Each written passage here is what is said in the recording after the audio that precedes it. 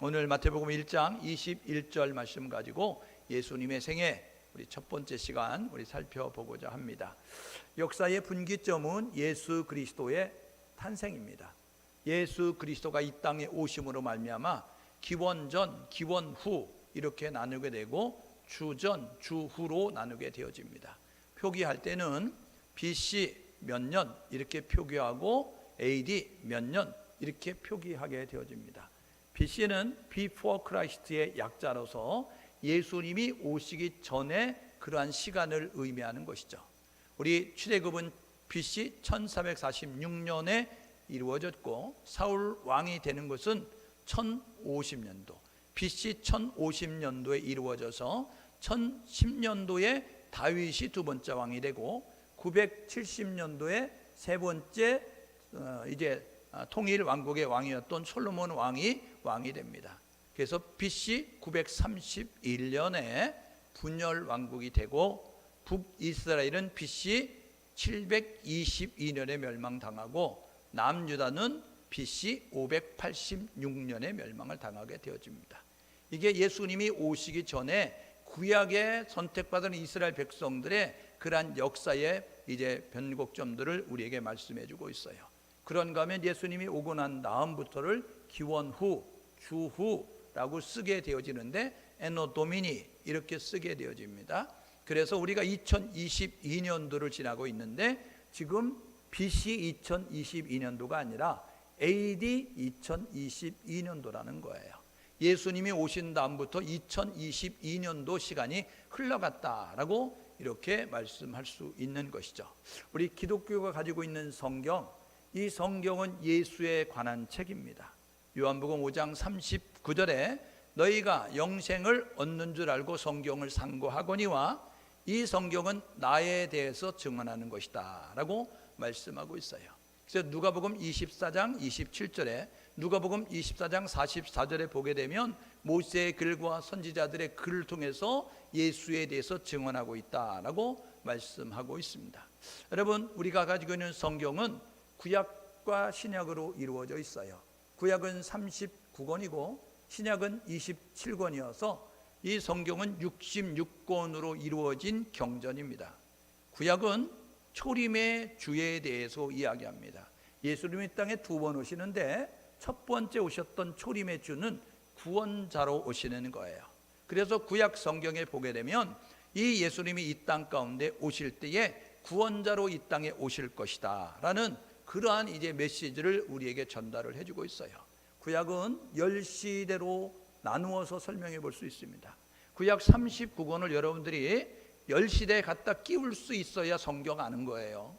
그러니까 구약 39권이 무슨 제목을 가지고 있는 책인지를 여러분은 알아야 되고 그거를 시대에 갖다 끼울 수 있어야 합니다. 그렇지 않으면 여러분 봄철인데 겨울철 잠바 입거나 여름철인데 여러분 겨울철 돗바 입거나 이러면 이 사람 정신 이상한 사람이잖아요. 그러니까 말씀을 시대를 분별을 못하면 이거 말씀 읽어놓고 엉뚱하게 해석하는 겁니다. 아침인데 저녁으로 해석하고 이제 잠을 자야 될 저녁인데 아침처럼 해석하면 이상한 것과 마찬가지예요. 구약 10시대는 우리가 1월 1일부터 지난 주간까지 살펴봤어요. 부활절과 우리 맥주 감사절을 빼고 절기를 빼고 이제 구약 39권을 다루게 되어졌는데 10시대에 맞춰서 설명드렸습니다. 창조시대, 족장시대, 출애굽 광야시대, 그리고 가나안 정복 분배시대, 그리고 사사시대, 통일왕국시대, 분열왕국시대, 그리고 포로시대, 포로귀환시대, 침묵시대, 이 10시대 여러분들에게 설명을 드렸어요. 그러니까 여러분이 39권 갖다가 이제 그것을 갖다 자리에다 딱딱딱딱 퍼즐 맞출 수 있어야 여러분들이 이거 성경 제대로 알 수 있다, 제대로 해석할 수 있다라고 말씀드리는 거죠. 신약 27권으로 이루어져 있는데 이 신약 27권은 오신 예수님이 하신 사역, 구원자로 오신 예수님이 이 땅에서 무슨 사역을 하셨는가를 소개를 하고 그분이 하나님의 뜻을 이루고 십자가에 죽고 3일 만에 다시 살아나셔서 40여일 동안 이 땅에 계시다가 하늘로 올라가셨다. 그런데 하늘로 올라가신 그분은 하나님 보좌 우편에서 지금도 우리를 위해서 기도하고 계시는데 하나님이 세상으로 가라 라고 이야기하는 그때가 되면 아버지의 때가 되어지면 내가 이 땅에 다시 오는데 그때는 심판자로 올 거야. 재림의 주에 대해서 소개하고 있어요. 그러니까 구약과 신약은 예수에 대해서 말씀하고 있습니다.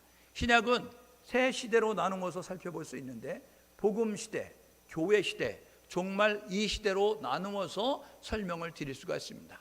여러분들이 이 신약 27권을 여기에 갖다 끼울 수 있어야 성경 제대로 하는 겁니다. 그러니까 복음 시대는 예수님이 이 땅 가운데 오셔서 하셨던 그 시대의 이야기를 적고 우리에게 가르쳐주고 있는데 마태복음, 마가복음, 누가복음, 요한복음을 통해서 예수님이 이 땅 가운데 오셔서 예수님의 출생과 예수님의 고난과 죽음과 예수님의 이제 부활과 예수님의 승천까지를 소개하고 있는 것이 마태복음, 마가복음, 누가복음, 요한복음이라는 거예요.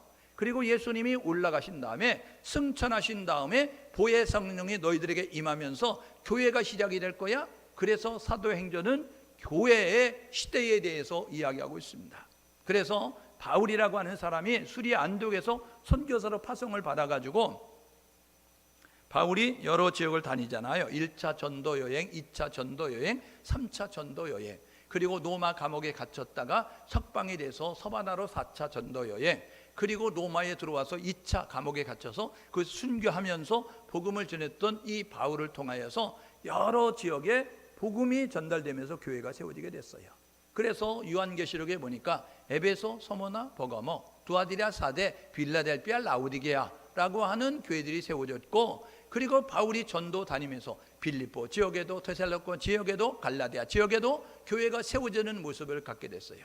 그래서 이 사도행전으로부터 해서 이 사도들이 이제 바울이 썼던 서신서와 그 다음에 이 공동 서신으로 기록되어져 있는 유다서까지가 이제 그 교회 시대에 대해서 이야기를 하고 있습니다.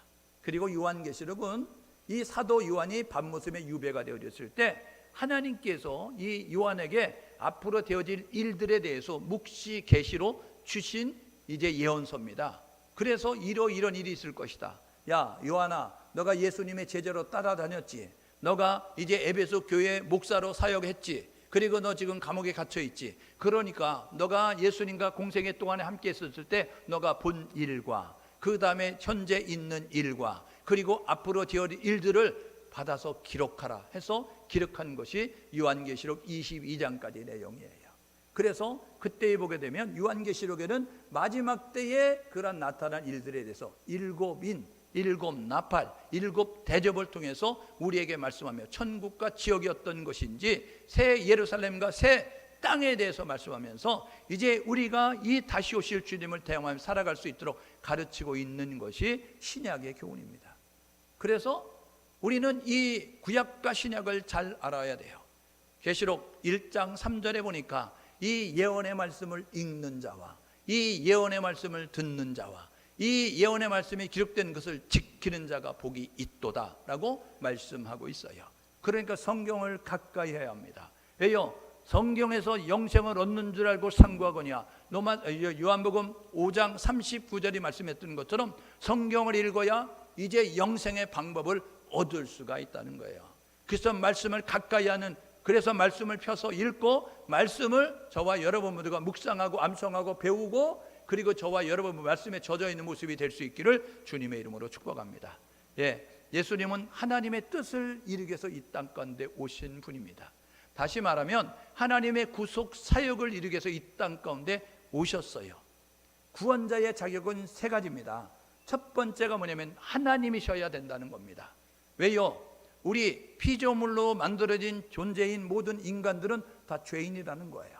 로마서 3장 10절에 의인은 없나니 하나도 없도다 라고 이야기하고 로마서 3장 23절에 모든 사람이 죄를 범하였음에 라고 말씀하면서 죄인이라는 거죠. 로마서 5장 12절에 보게 되어지니까 모든 사람은 다 죄인이다 라고 이야기하고 있고 전도서 7장 20절에도 우리는 다 죄인이다 라고 말씀하고 있는 거예요.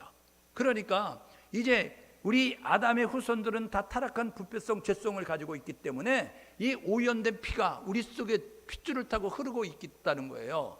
그러니까 임산부가 임산부를 업을 수 없는 것처럼 이 죄인이 죄인을 구원할 수 없으니 죄인을 구원하기 위해서 죄가 없으신 분이 인간의 몸을 입고 이 땅 가운데 오셔야 된다는 거예요. 그래서 인간의 모습으로 이 땅 가운데 오신다는 거예요. 요한복음 1장 1절에 태초에 말씀이 계시니라. 이 말씀이 하나님과 함께 하셨으니 이 말씀은 곧 하나님이시다 말씀하잖아요.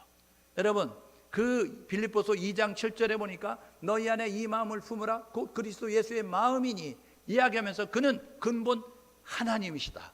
근본 하나님이시다 라고 말씀하잖아요. 예수님은 하나님이시라는 거예요. 그런데 여러분, 이 신성을 가진 그분이 인간의 몸을 입고 이 땅 가운데 오시는 거예요. 요한복음 1장 14절에 보니까 말씀이 태초에 하나님과 함께 하셨던 말씀이 육신이 되어 우리 가운데 오심에 이야기하면서 말씀이 육신이 되어 우리 가운데 오셨다는 거죠. 빌립보서 2장 7절에 그는 근본 하나님의 본체신데 자기를 비워 종의 형체를 가지고 사람의 모양으로 나타나셨다. 사람의 모양으로 이렇게 말씀하면서 예수 그리스도가 사람으로 이제 인간의 몸을 입고 이 땅 가운데 오셨다는 것입니다. 여러분, 그분은 죄가 없으시다라고 이야기하는 거예요. 죄가 있는 사람은 죄를 해결할 수 없는데 죄가 없으신 그분이 인간의 몸을 입고 이 땅 가운데 오셨어요. 그러니까 그의 피에는 타락한 부패성, 죄성이 없는 것입니다. 거룩하신 분이기 때문에 그분이 인간의 몸을 입고 오셔서 요한 1서 3장 5절에 보니까 뭐라고 이야기하면 그는 죄가 없다라고 말씀하고 있는 거예요. 그가 우리의 죄를 위해서 이 땅 가운데 오셨는데 그는 죄가 없다. 요한 1서 3장 5절은 이야기합니다. 히브리서 4장 15절은 이야기하는데 우리에게 대제사장이 있는데 우리의 연약함을 도우실 수 있는 대제사장, 근데 그는 죄가 없다 이렇게 말씀하고 있어요. 여러분, 대제사장이신 예수 그리스도, 우리를 위해서 화목제물 속죄제물 되시는 이제 그 대속제물 되시는 예수 그리스도, 그분은 죄가 없다는 거예요. 그분만이, 이런 자격을 가진 자만이 구원자가 될 수 있다는 거예요. 하나님이셔야 된다는 거예요. 인간이어야 된다는 거예요. 죄가 없어야 된다는 거예요. 여러분, 예수가 누구냐 물어보게 되어지면 많은 사람들은 이렇게 대답합니다. 4대 성인 가운데 하나입니다 라고요. 공자, 그리고 석가모니, 그리고 소크라테스, 그리고 예수, 이렇게 이야기합니다. 여러분, 그거는요, 인간의 모습으로 올 때 본받을 만한 그러한 이제 위치와 자격을 가지고 있는 사람인지 몰라도 구원자는 될 수 없습니다. 왜요? 구원자가 되는 자격은 여러분 신이셔야 되기 때문에 그런 거예요. 그래서 예수를 4대 성인으로 이야기하면 안 되는 것이고, 여러분, 석가는 인간이었어요. 공자는 인간이었어요. 소크라테스는 인간이었다고요. 그들은 하나님일 수가 없는 거예요. 그런데 예수 그리스도는 하나님이시라잖아요. 요한복음 1장 1절은 태초에 하나님이 계시니라. 이 하나님이, 이 말씀이 하나님과 함께 하셨으니 이 말씀은 곧 하나님이시다. 태초에 말씀이 계셨는데 이 말씀이 하나님과 함께 하셨어. 이 말씀은 하나님이야. 그래서 삼위일체 하나님으로 우리가 소개할 때 말씀 대신 예수 그리스도를 의미하는 거잖아요. 그러니까 이 구원의 자격을 가진 신적인 요소를 갖고 인간적인 모습을 갖고 그리고 죄가 없으신 그분이 하나님의 뜻을 이루기 위해서 죄와 허물로 죽을 수밖에 없는, 저주 아래 있을 수밖에 없는, 지옥 갈 수밖에 없는 우리를 살리기 위해서 인간의 몸을 입고 이 땅 가운데 오셨어요. 그래서 우리 인간에게 유일한 구원자는 예수 그리스도라는 것입니다. 여러분 보십시오. 요한복음 14장 6절에 이렇게 이야기하죠. 내가 길이고 내가 진리고 내가 생명이니 나를 통해서 아버지께 갈 수 있다고 이야기하는 거예요. 여러분, 하나님께 가는 유일한 길은 예수 그리스도라는 거예요. 하나님을 알 수 있는 것은 예수 그리스도를 통해서 알 수 있는 거예요. 여러분, 하나님의 생명에 접속될 수 있는 것은 예수 그리스도를 통해서 되어질 수 있는 거예요. 그래서 내가 길이다, 하나님께 나가는 길이야, 내가 하나님을 이루는 진리야, 내가 하나님의 생명에 접속되는 그러한 것이야, 생명이야 라고 이야기하면서 예수님께서 이제 유일한 구원자가 된다는 사실을 말씀하고 있는 것이죠. 오늘 예배한 우리 모두가 예수가 우리의 죄와 허물을 위해서 이 땅 가운데 오셨고 그분이 십자가 고난과 죽음을 담당하심으로, 그래서 그 십자가에 설리신 그리스도의 보혈이 우리의 죄를 맑게 씻기시고 우리가 생명을 다시 얻게 된다는 사실을 기억하셔서 저와 여러분 모두가 예수 구원자라고 부를 수 있는 우리 모두 될 수 있기를 주님의 이름으로 축복합니다. 예수님이 이 땅 가운데 오셔서 3대 사역을 감당하셨어요. 예수님 이 땅 가운데 33년 계셨다고 이야기했잖아요. 그런데 30세가 될 때에 공생애를 시작하셔서 33세에 십자가에 달려 죽으시고 부활하시고 승천하시는 모습을 갖게 되어졌습니다. 예수님이 이 땅 가운데 오셔서 3대 사역을 감당했는데 마태복음 9장 35절에 뭐라고 하면 이제 마을로 두루 다니시면서 천국 복음을 전파하시고 진리를 가르치시고 병든 자를 고치셨다라고 말씀하고 있습니다. 여러분, 예수님이 하셨던 3대 사역은 진리를 여러분 가르치시고 천국 복음을 전파하시고 그리고 병든 자를 고치시고 악한 영에 사로잡혔는데 해방과 자유를 경험할 수 있도록 고치시는 사역을 감당했습니다. 예수님이 하셨던 3대 사역은 생명 사역이었어요. 사람을 살리고 사람을 키우고 사람을 여러분 이제 주께로 인도하는 모습을 갖는 그런 모습을 가졌다는 것처럼 저와 여러분 모두가 우리 교회가 우리 성도들이 해야 될 뭐냐면 이제 지옥 갈 수밖에 없는 사람을 살리고 그들을 주님의 제자로 세워서 그래서 또 다른 주님의 제자를 만들어가는 귀한 일꾼을 만들어갈 수 있는 우리 모두 될 수 있기를 주님의 이름으로 축복합니다. 예수님은 이 땅에 오셔서 이제 하나님의 뜻을 이루셨습니다. 예수님의 탄생, 예수님이 하나님의 뜻을 위해서 십자가 고난받고 죽으셨습니다. 고난과 죽음, 그리고 예수님은 우리의 영광스러운 의에 참여할 수 있도록 우리가 영원한 부활에 들어갈 수 있도록 부활의 첫 열매가 되시면서 부활하셨다고요. 그분은 승천하셨습니다. 마가복음 16장 19절에 보니까 하늘로 올려지셨다. 누가복음 24장 51절에 보니까 하늘로 올라가셨다. 사도행전 1장 10절에서 11절에 보게 되니까 이제 구름에 쌓여서 하늘로 올라갈 때 둘러서 있는 사람들에게 어찌하여 쳐다보고 있느냐, 너희가 본 모습 그대로 다시 오시리라. 여러분, 승천하신 그분은 때가 되면 다시 오시는 거예요. 그래서 주님은 말씀하죠. 요한복음 14장 1절에 마음에 근심하지 말라, 하나님을 믿으니 또 나를 믿으라 이야기하면서 내가 너희를 위해서 초소를 예비하러 가노니 가서 초소가 예비되어지면 내가 다시 와서 너희들을 내가 있는 곳으로 데려가려 하노라 라고 말씀하고 있는 거예요. 여러분, 지금 하늘로 올라가신 예수님은 뭐하고 계실까? 로마서 8장 34절에 그는 하나님 보좌 우편에서 우리를 위해서 친히 간구하신다는 거예요. 지금도 우리를 위해서 기도하고 있다는 거예요. 왜요? 하나님의 뜻이 디모데전서 2장 5절이니까. 디모데전서 2장 5절이 모든 사람이 구원받는 것이고 모든 사람의 진리를 아는 데 이르기를 원하시는 하나님의 소원. 베드로 여러분 후서 3장 8절에 보니까 하나님은 모든 사람이 멸망당하는 것을 원하지 않으셔서 오래 참고 기다리신다는 거예요.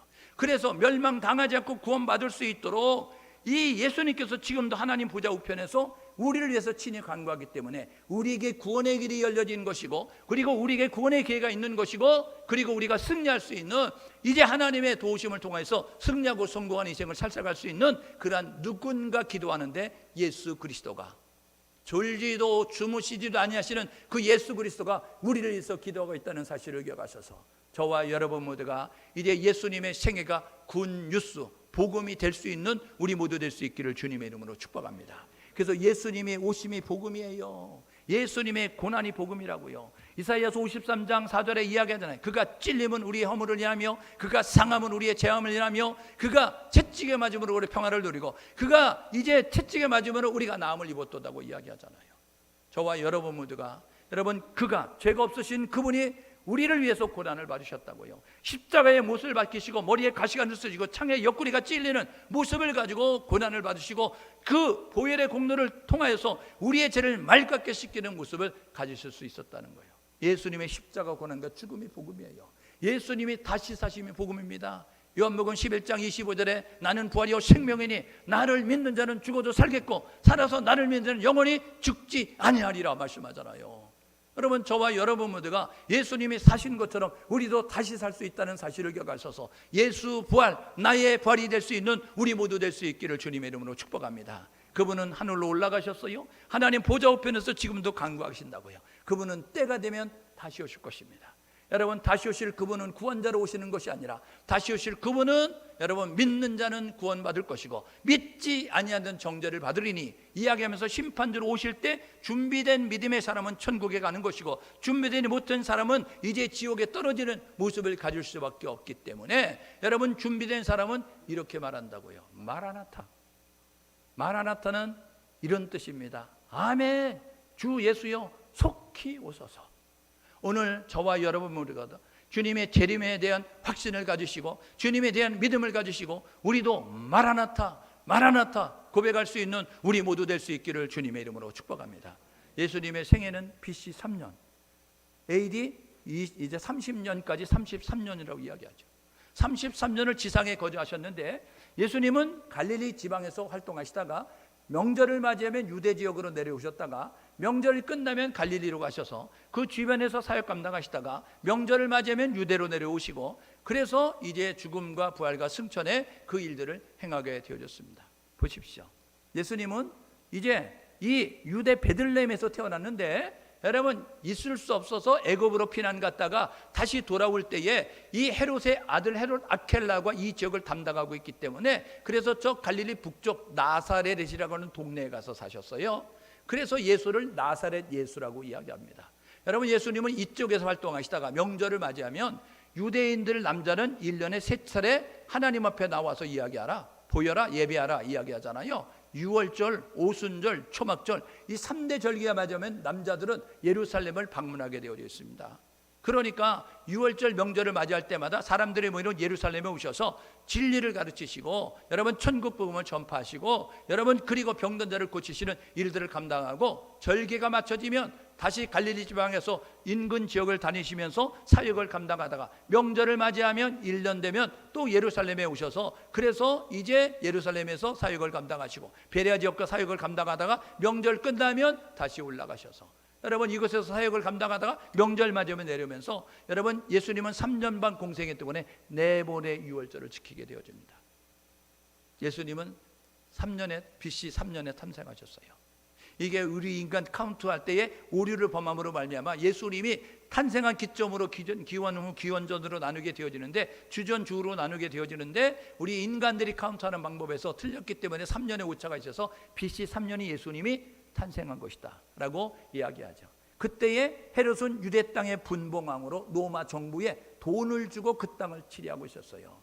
그랬기 때문에 이 동방박사들이 와서 유대 땅의 왕으로 나신 이가 어딨냐 라고 이야기할 때 헤롯이 화들짝 놀랐습니다. 내가 돈 주고 이 지역을 관할하는 권한을 얻었는데 누가 유대인의 왕이라는 거야 이야기해서, 그것을 안 다음에 2살 밑으로 다 죽여 이야기했어요. 그때에 요셉과 마리아에게 하나님께서 천사를 통해서 애굽으로 이야기해서 애굽에 갔어요. 그리고 난 다음에 이 헤롯이 죽고 난 다음에 그의 아들 헤롯 아켈라오가 유다 그 지역을 관할하는 분봉왕이 됐을 때 다시 돌아가는데, 두려운 마음 때문에 베들레헴으로 가지 못하고 갈릴리 나사렛 지방에 가셔서 사시게 되는 모습을 갖게 됐습니다. AD 8년 약 12살 됐을 때 이제 성전을 방문하게 되어지고, 성전에서 이제 유대인들과 논쟁하는 모습을 갖게 되어집니다. 그때에 예수님의 그런 부모들이 예수 잃어버리고 내려왔다가 하룻길 내려왔다가 3일 만에 성전에 있는 예수를 발견하게 됐습니다. 여러분, 하나님의 첫 은혜는 우리에게 그냥 은혜로 주시는 거예요. 선물이죠. 그런데 우리가 받은 바 은혜를 관리를 못하면 우리가 그 은혜를 잃어버리고 은사를 잃어버립니다. 그리고 나면 어떤 일이 있냐면, 그 잃어버린 은사와 잃어버린 은혜와 축복을 다시 회복하려고 하면 세곱의 힘씀과 있음이 있어야 된다는 거예요. 여러분, 옛날에 유행가 가사 제목이 이런 게 있습니다. 있을 때 잘해. 저와 여러분 모두가 우리 안에 성령 계실 때 잘하십시오. 하나님이 은혜 베푸실 때 잘하시라고요. 하나님이 복 주실 때 잘하시라고요.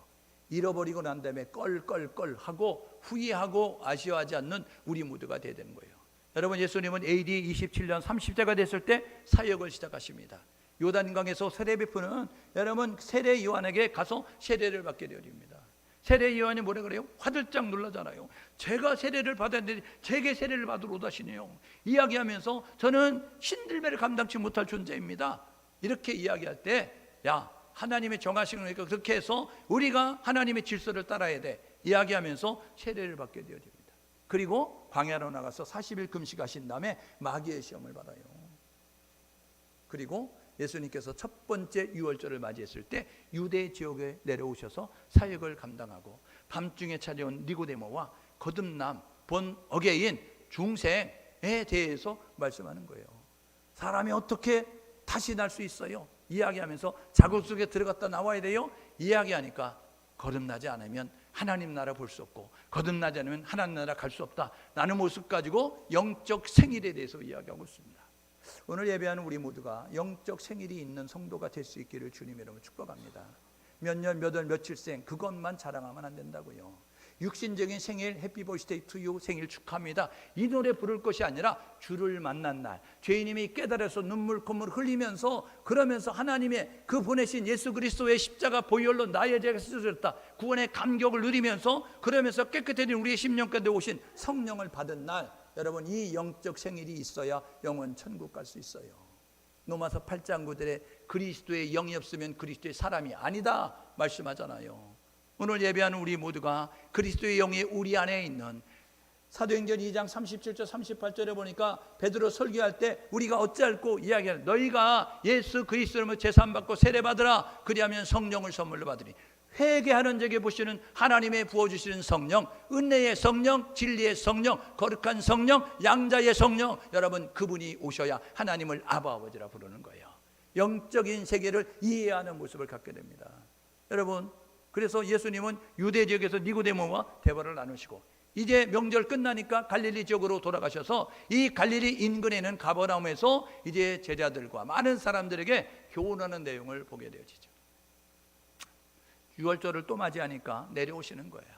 6월절은 1월 14일입니다 1월 15일은 무교절 그리고 1월 16일은 초실절 그리고 오순절은 그날부터 50일이 지난 다음 그리고 7월 1일은 여러분 나팔절 7월 10일은 속죄일 그리고 7월 15일은 초막절 장막절 수장절이라고 하는 7번째 절기예요. 이게 레위기 23장에 있잖아요. 그러니까 여호와의 7대 절기 이스라엘이 나의 절기를 지켜라 이스라엘 백성들을 말씀하셨던 6월절 무교절 초실절 오순절 이루어진 사건이고 나팔절 속죄절 장막절 이루어질 사건으로 저와 여러분 모두가 이제 하나님 말씀을 잘 묵상하면서 준비하는 지혜로운 자가 될 수 있기를 주님으로 축복합니다. 6월절 맞이해서 내려오셨어요. 베데스다 연못에서 예수님께서 행하십니다. 38년 된 병자를 고치는 거예요. 여러분 이건 시간의 극복입니다. 여러분 우리 인간들은 이제 있는 것을 가지고 변형하는 것을 할 수 있어요. 창조의 능력은 없어요.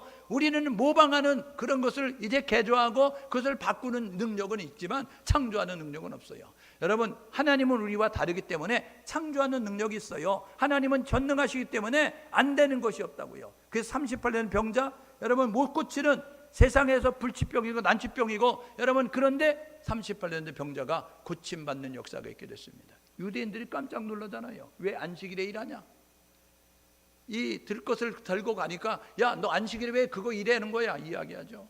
예수에게 이야기합니다. 너 안식일에 왜 일해? 병자를 고쳐. 이야기하더니 너가 하나님의 아들이라고 신성모독 그래서 율법 어겼다 신성모독 이 죄목을 뒤집어 씌워서 그래서 미워하고 그리고 죽이로 모의하고 결정하는 모습 가지고 그래서 거짓 증인 내세워서 불법 재판을 통해서 십자가 처형받게 하는 것이 유대인들 관원들 서기관들과 바리새인들과 여러분 유대인의 관원들이잖아요. 2차 갈릴리 사역 올라가셔서 12제자 여러분 세우시고 산상순 마태복음 5장에서 7장에 있는 산에 오르사 나온 제자들에게 말씀하셔서 여러분 이제 팔복에 대해서 말씀하시고 그리고 우선순위에 대해서 말씀하시고 어떤 삶을 살아야 되는지 그리스도인들의 삶의 현장에 대해서 말씀하는 거예요. 마치 저 시내산에서 모세를 통해서 율법을 주셨던 이스라엘 백성들에게 생활의 규칙 법칙을 주셨던 것처럼 이제 산상순을 통해서 제자들의 그런 생활 대헌장을 주시게 되었어요. 6월절 맞이하죠. 그때 예루살렘 세 번째 6월절은 내려가지 않습니다. 그래서 요한복음 6장 4절에 보게 되니까 이제 갈릴리 지변에는 이 두로와 시돈 지역 사마리아 지역을 다니면서 사역을 하시다가 70명을 둘씩 짝을 집어서 파송하는 모습 가지고 사용하는 것이 이제 사역하신 것이 세 번째 6월절. 그리고 난 다음에 초막절 7월 15일을 맞이하니까 수장절 장막절이라고 하는데 이 초막절은 다음 세대의 신앙교육하라는 거 아니에요. 하나님이 광야길을 걸 때 우리를 이렇게 보호해 주셨다. 너희들은 7월 15일 되면 자녀들 데리고 밖에 나가서 텐트 치고 밖에 나가서 초막으로 얼기설기 집 짓고 거기 누워가지고 이제 화장실도 없는 곳에서 먹는 것도 불편한 곳에서 일주일 동안 살면서 하나님의 은혜로 이 광야 같은 생활을 할 때에 하나님이 지켜주셨다. 신앙교육에서 너희들 없을 때도 예배할 수 있도록 너희들 없을 때도 하나님 찾을 수 있도록 다음 세대 신앙으로 잘 이제 세워 라는 모습 가지고 하나님 앞에 감사하는 모습 가지고 살 수 있도록 가르치는 것이 초막절의 적이잖아요. 예루살렘을 방문하고 그리고 성전을 정화하고 베레아 지역에서 사역을 감당하십니다.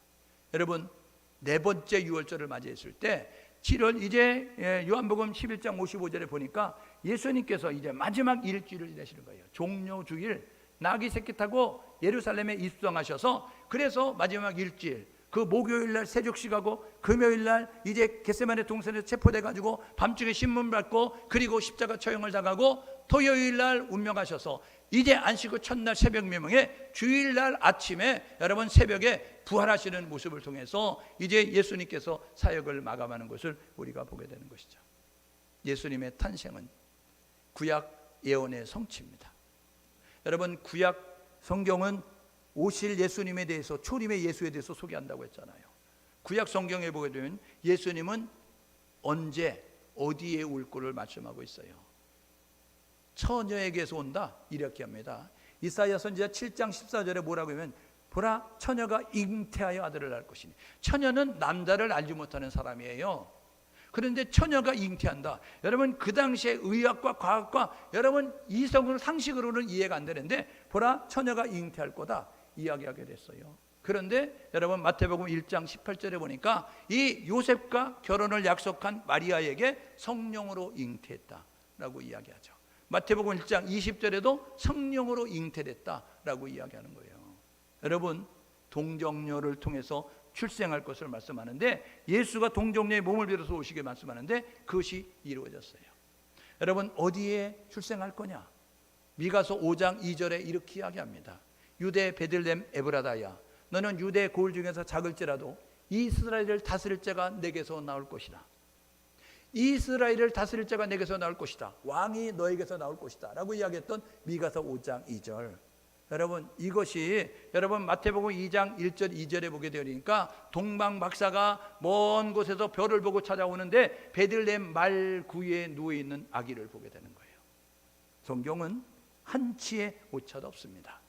하나님은 말씀하시면 사람이 아니기 때문에 민수기 23장 19절의 말씀처럼 사람이 아니기 때문에 시건치 아니하고 실수하지 아니하고 그대로 이행하시는 분이에요. 그래서 베들레헴에 출생하게 되는 것입니다. 여러분 호세아서 11장 1절에 보니까 애굽에서 내 아들을 불렀다라고 이야기합니다. 호세아는 분열 왕국 시대의 북이스라엘에 여로보암 2세 때 활동했던 선지자네요. 아직 북이스라엘 멸망당하지도 않고 남유다는 아직 싱싱하게 살아있는 모습을 가지고 있는데 그런데 그때에 내 아들을 애굽에서 불렀다라고 이야기하잖아요. 여러분 이것이 출애굽의 사건을 의미하는 것이지만 이게 예수님 때에는요. 여러분 우리가 마태복음 2장 13절 14절에 보니까 애굽에서 올라오게 만드는 애굽에 피난 갔다 돌아오게 만드는 그 일을 행하시는 것을 말씀하고 있음을 우리가 보게 되는 거예요. 시편 41편 9절에는요 이렇게 이야기합니다. 나의 떡을 나눠 먹는 나의 친절한 친구가 나를 배신해서 나의 발꿈치를 들었도다. 여러분 시편 41편 9절의 말씀은요 이 다윗과 함께하던 다윗의 그러한 친구들이 나를 배신해서 나를 힘들게 만드는 일을 행할 것이다.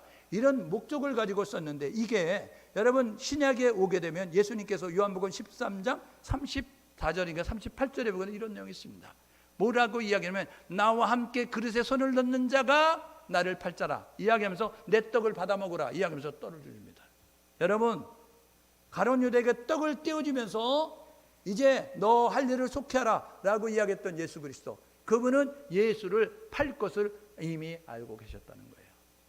성경은 이미 초림의 예수가 어떤 모습으로 오실 것을 말씀하고 있음을 우리가 보게 되는 것입니다. 여러분 예수님의 유년 시절 사역은 이렇습니다.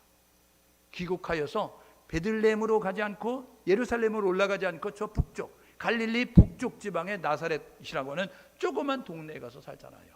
그때에 여러분 내가 예수를 만났다 나다나엘이 여러분 이렇게 이야기하게 될 때 뭐라 그래요?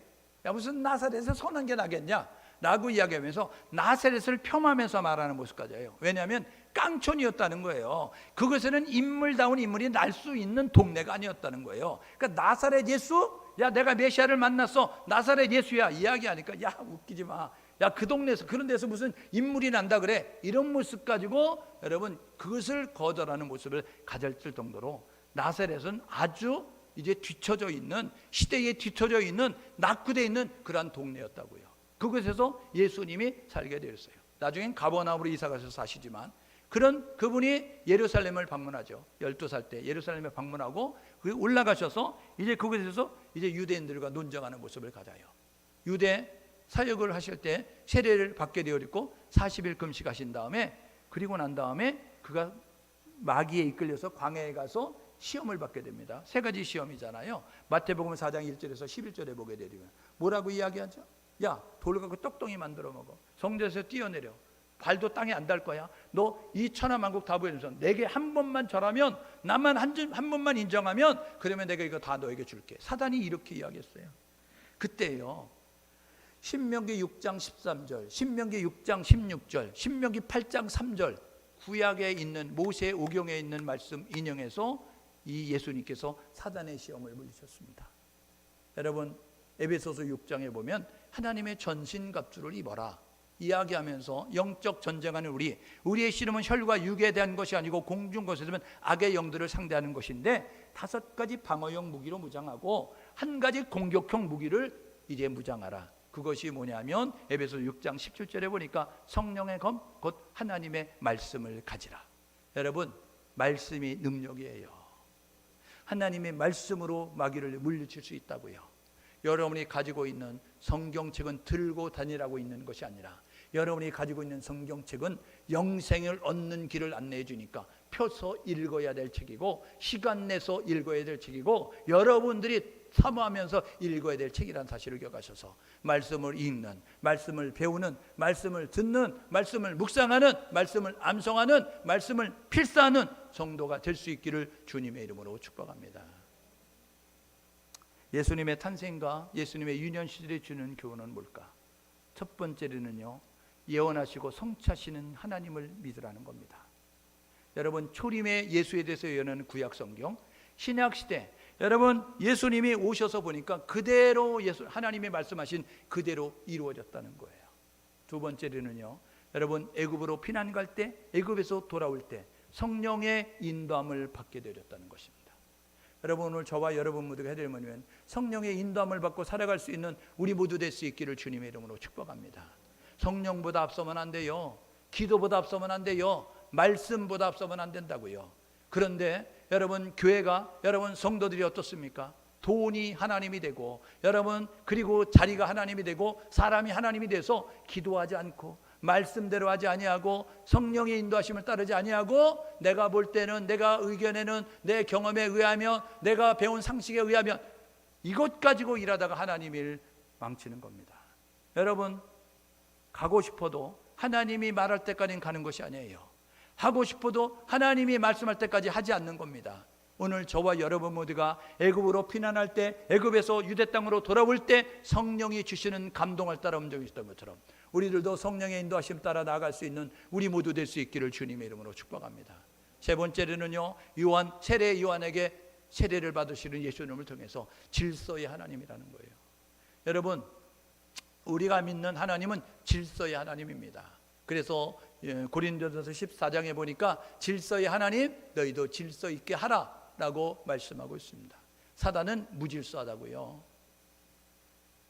우리 하나님은 거룩하시다고요. 깨끗하시다고요. 그래서 하나님의 영에 임한 사람은 깨끗합니다. 밝아요. 빛이기 때문에. 그런데 이 악령에 사로잡혀 있는 귀신들은 어둡습니다. 그래서 다 어둡게 만들어요. 불도 다 끄고, 그리고 지저분하다니까요, 어지럽혀 놓는다고요.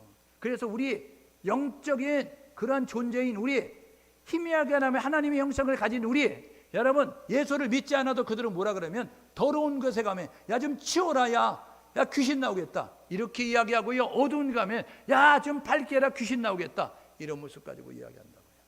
오늘 저와 여러분 모두가 우리가 믿는 하나님은 질서의 하나님, 우리가 믿는 하나님은 질서를 지키는 하나님 기억하시고 저와 여러분 질서 있는 성도가 될 수 있기를 주님의 이름으로 축복합니다.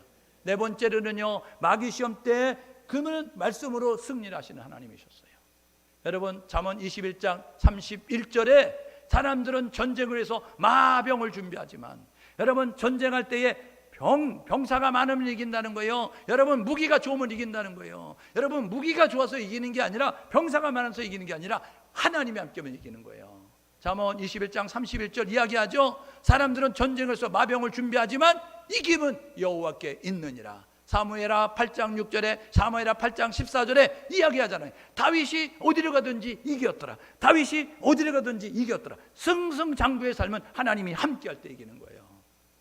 무기가 좋다고 이기는 게 아니라, 군사가 많다고 이기는 게 아니라, 내가 똑똑해서 전략을 짰다고 이기는 게 아니라, 하나님이 함께하면 저와 여러분 모두가, 군대가 적어도, 무기가 적어도, 내 전략이 없어도 하나님이 함께하면 이길 수 있다는 사실을 기억하셔서 승리케 하시는 하나님을 바라볼 수 있기를 주님의 이름으로 축복합니다. 기적의 하나님을 믿으실 수 있기를 주님의 축복합니다. 사람들은요, 이해가 안 되는 일이 나타나면 기적이라고 합니다. 세상에 의사가 못 고치는 병이 고쳐지면 기적입니다 이야기합니다. 의사들이요, 고쳐야 될 거 아니에요. 못 고치잖아요. 그런데 고치잖아요. 그럼 뭐래? 기적이 일어났습니다 이야기한다고요. 여러분, 과학자들이 증명할 수 없는 것이 일어나면 기적이라는 거예요. 여러분, 대한민국이 식민지 36년 동안 식민지를 겪었어요. 여러분, 3년 반 동안 6.25 동전, 이 동족 산전의 전쟁을 통해서 여러분 완전히 폐허가 됐어요.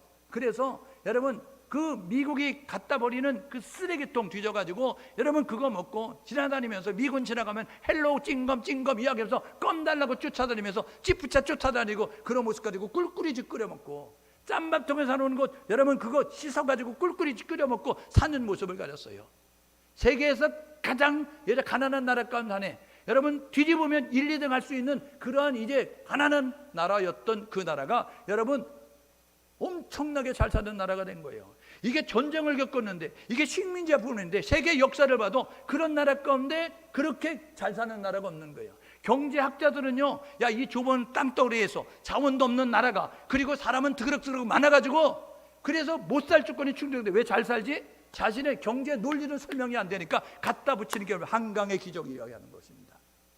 여러분, 경제학자는 경제적으로 풀어서 설명했는데 자기들이 가지고 지식은 설명이 안 되는 거예요. 그래서 한강의 기적이라고 하는데, 여러분 이건 믿음의 눈을 보면 하나님의 축복이라는 거예요. 하나님의 역사라는 것입니다. 여러분의 삶의 현장에 막혔어요? 여러분의 삶의 현장에 매였어요? 여러분의 삶의 현장에 부족함이 있어요? 우리 하나님은 부족함을 채우실 수 있어요. 막힘을 뚫으실 수 있어요. 매임을 부르실 수 있다고요. 문제를 해결할 수 있어요. 여러분, 질병을 고칠 수 있다고요. 전능하신 하나님, 기적을 베푸실 하나님을 바라보면서 그 하나님을 의지하고 나아갈 수 있는 우리 모두 될 수 있기를 주님의 이름으로 축복합니다. 예수님 수행의 첫 번째, 오늘 우리에게 주시는 교훈, 하나님을 믿으라. 하나님을 알지 말고 믿으라는 거예요. 아는 것은 지식이 아니요, 경험은, 믿는 것은 체험하고 경험하는 것입니다. 오늘 저와 여러분 모두가 하나님을 체험할 수 있는 성도가 될 수 있기를 주님의 이름으로 축복합니다. 책 속에 하나님 만나면 소용이 없어요. 생활 속에 역사하실 하나님을 경험해야 된다고요. 여러분, 하나님께서 이스라엘 백성들이 홍해를 건널 때 홍해를 가르셨어요. 그런데 요단강 하나님이 가르지 않았다니까요. 홍해를 걸러주신 하나님, 은혜를 베푸신 하나님은 광야길을 걸으면서 너희들이 연단 훈련을 통해서, 믿음 훈련, 순종 훈련 통해서 요단강 했을 때, 야 건너가, 언약궤가 먼저 건너가, 제사장이 먼저 건너가, 그러면 갈라질 거야. 그때예요, 믿음이 연약해서 네 이런 모습 가지고 있는 거잖아요. 그런데 하나님의 말씀을 믿고 하나님의 말씀에 순종해서 경험한 사람들은, 야 제사장 먼저 건너가, 벗게 메고 건너가, 그랬을 때 들어가는 거예요. 들어갈 때 건기가 아니고 우기라니까요. 장마철이어서 여러분 강폭도 넓어지고 수심도 깊어지고 물살도 세진 그때에 들어간다는 것은 죽음을 각오한 거예요. 여러분, 믿음을 가지고 선포하고 믿음을 가지고 행동했더니 이 요단강이 갈라져서 여러분 마른 땅처럼 건너게 되는 거예요. 오늘 저와 여러분 모두가 하나님을 믿으면 기적을 봅니다. 오늘 저와 여러분 모두 하나님을 믿을 수 있는 성도가 될 수 있기를 주님의 이름으로 축복합니다. 두 번째로, 성령의 인도함을 받으세요. 여러분 안에 계신 성령 하나님의 음성을 들으시고, 여러분 안에 계신 성령 하나님의 주시는 감동에 반응하고 살라고요. 내 생각에는, 내 경험에는, 내 지식에는, 내가 볼 때는 이야기하면서 나의 인간적인 생각을 말하면 하나님의 기적은 못 보는 거예요.